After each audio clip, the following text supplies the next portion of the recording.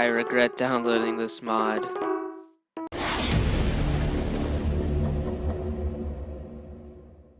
Hey guys, welcome back to another mod showcase on the channel. Today I'm going to be showcasing the On Further Tales mod. This mod adds in new dimensions to explore after you've already killed the Ender Dragon. It's for late game, you have nothing else to do. This mod is for you. So before you make the portal and everything, you need some purple blocks, which is why you need to have already killed the Ender Dragon. And you also need Eye of Ender. But you can't just use a regular vanilla Eye of Ender. You have to just put it in a crafting table and it should come out with the Ender Eye. Now this is what you need to activate the portal, like flint and steel for activating the nether portal. You need this to activate it. So you take those purple blocks and, build it just like you would in nether portal. Right click it with the Ender Eye and then you just jump in. So the first biome we're going to be doing is the Radia. Now the Radia is basically just like this gray dull biome with a bunch of bedrock pillars. So there's nothing too crazy about this biome. So one of the mobs that this biome has to offer is called the Rakic. It's a lanky, tall, two-legged creature. But when you kill it, he drops some of the my mind's running blank here, but what you need to craft the purple blocks with. So if you want some easy purple blocks, you can come here and kill this guy. The next creature over here is called the Stigmatic. He's basically a cyborg looking, Steve who turned into a robot partially, a cyborg. If you kill him, you just get redstone, but if you punch him, listen to the noise. It sounds like an anvil, so that's always fun to mess with. Yeah, that's all really the Radia has to offer, just two mobs, really no special drops or modded drops or anything, but we're going to move on to the next biome. Okay, so this biome is just like the Overworld, just oak trees, and it spawns in, as you can see over there, zombies, cave spiders, skeletons, creepers, all the normal things that the Overworld has to offer in terms of mobs. But it also adds in two new mobs. One of them, as you can see right over here, this Snellidus, which is probably the most annoying mob in the game. The sound is just so annoying, but when you do kill it, you do get some of its meat, which you then can cook, and it refills some hunger. But its eyes are just so awkward, and its nose, and it makes such a annoying noise. So the next mob we have here is called the Eyes of Setarak, as you can see here. This mob looks really cool. It's just a bunch of floating eyes, but it's kind of hard to find its hitbox. But when you do find it and you do manage to kill it, it should drop. There's a chance that it didn't drop it. Alright, so like I was saying, if you do manage to kill it, it should drop one of its eyes. That is called the Eye of Setarak, but you should never know, because if you can see here, my inventory is full of coarse dirt and a sword and a spawn egg. But if I collect it, my inventory is completely cleared. So if you manage to get into this biome and you kill this guy, it's not worth it. Do not collect what he drops, because it'll completely wipe out your inventory and there's no way of me getting it back. So that's really all this biome has to offer. The leaves are kind of glitched, they kind of look weird, but I don't know if that's supposed to happen. But other than that, it's just like the Overworld, as you can hear zombies and skeletons and all the normal mobs. You can find that in this biome. Okay, so the next biome we have here is just a coal biome. There's coal blocks everywhere. There's nothing else in this biome. But there are 4 mobs that can be found in this biome. The first one right here is the Shadow Creeper. It acts just as like a normal creeper, comes at you and explodes, but it looks so much cooler. It keeps turning. Look at me. So that's its face. It has red eyes and a yellow mouth. I think it looks really cool. So the next mob that this biome has to offer is called the Ender Warp. It sounds just like a silverfish, and just basically acts just like a silverfish or even an endermite. Along with the two new mobs that I just talked about, there's also endermen and endermites that are found in those biomes.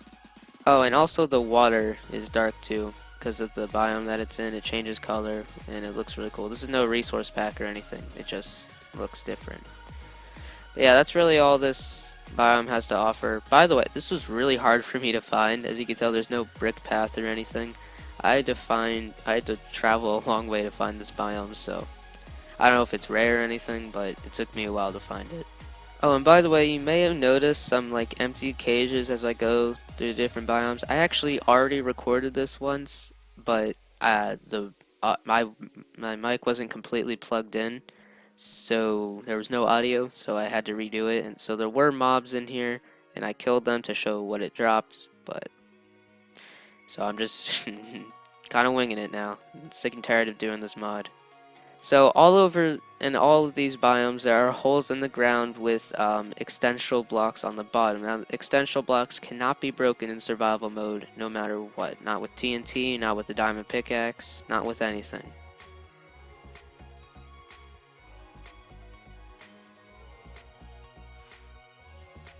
So the next biome we're going to look at here is called the Purdue. Now this is probably my second favorite biome, just because of this Purdue wood and then its grass. Because the red grass with the purple wood looks really cool, and I like it a lot. So you can actually take some of this wood and turn it into planks, and I think that looks really cool. It's some purple planks. It can add some cool features to your overworld house. Okay, so one of the two mobs that it adds, well, that's the Venaki, and this is the Ren Sansito. This creature has some, weird things sticking out of its eyes and two legs. Now the cool thing about this mob is that when you kill it, it drops some Ren Sansito beans, which you can then grow some food with. So that's always cool. Now the Venaki over here, there's really nothing special about him, unless when you kill him, he explodes. So, he's really annoying. The next biome over here is called the Rare Sights biome, which is probably my favorite biome, just because of the trees. It's called Skywood trees. It's just all white, and then the leaves. Unfortunately, there are no saplings, so you can't grow this back in the overworld, but you can, recreate it. So like I said earlier, you can actually mine these trees and then get some planks into it. These are what the planks look like, just pure white. Okay, so there's only one new mob in this biome, and it is the Reiko. With the Reiko, it drops either a rod or a gem. You can turn the rod into powder, but I recommend keeping it as a rod for later on in a different biome. But it can drop these gems, which you can then use to create these boots. The cool thing about these boots is that you get a jump boost 4. Ooh, I'm flying. You get a jump boost 4, so you can jump super high, well, forever, as long as you have them on. So that's all this biome has to offer. I think it's my favorite because of the Reiko and the boots, and also these planks are probably my favorite planks.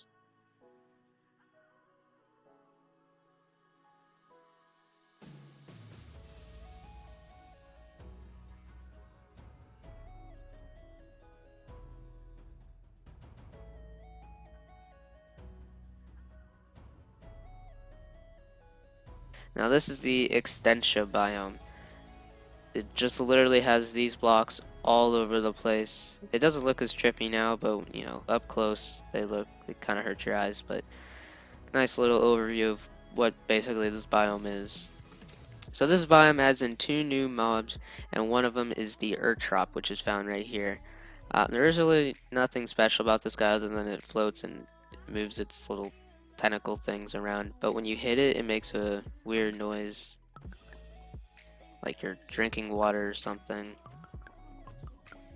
It's kind of weird. So this right here is the extension orb. As you can tell in the intro, it makes a jukebox noise every time, well, like every few seconds or so, and when you spawn it in. So it gets really annoying, and they're usually found in massive herds in this biome, so kind of annoying to run into, but they're really important because when you kill them, you get a reality gem or maybe a fragment of a reality gem, which you can then craft to make a reality gem. Now with that reality gem, you can make some armor. Now this armor, of course, is better than diamond, and it looks really cool. I think it looks better than diamond. And with the Reiko rod, like in the other biome, you can create a reality sword and a reality hoe. So the reality sword does 8 attack damage, which is better than diamond. But the coolest tool in the game is this hoe, which is really important because, like I said earlier, you cannot break these extensional blocks in survival mode at all. But with the hoe, all you have to do is right-click dirt, and it turns into an extensional block. So all you have to do is place dirt somewhere, right-click it with this hoe, and it turns into an extensional block. So this is the only way that you can put these where you want them to be. Well, that's gonna be it for this video. I hope you guys enjoyed. If you did, make sure to leave a like and all that. This mod was really fun to play with and mess with. I recommend it because I've been in that situation where it's late game in your single player world and you have nothing else to do. Well, this mod lets you do something else. And it's not a huge file either. It's not gonna create lag, like, because I run a laptop and I'm running this mod right now with little to no lag. So I'll see you guys in the next video.